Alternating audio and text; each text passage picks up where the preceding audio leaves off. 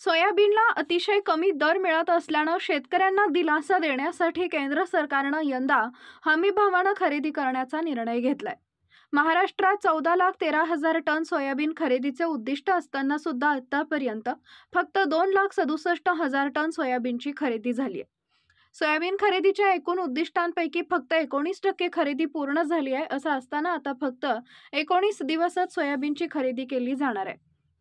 Soybean खरेदीचे केंद्र सुरू राहण्यासाठी आधीच उशीर झाला असताना सुद्धा अतिशय धीम्या गतीनं सोयाबीन खरेदी सुरू आहे।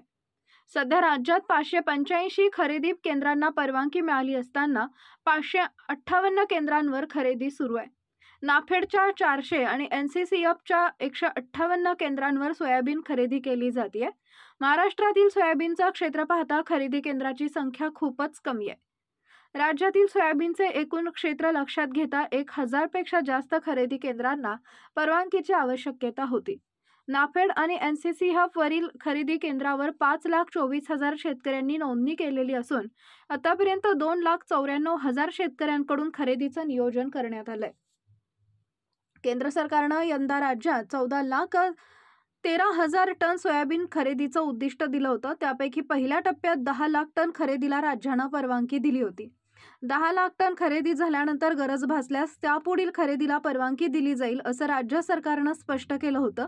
पण सध्याची खरेदीची गती पाहता पहिल्या टप्प्यातील 10 लाख टन खरेदीचं उद्दिष्ट सुद्धा पूर्ण होणार नाही हे स्पष्ट दिसतंय। यापैकी अर्धी खरेदी होईल की नाही अशी शंका व्यक्त केली जाते।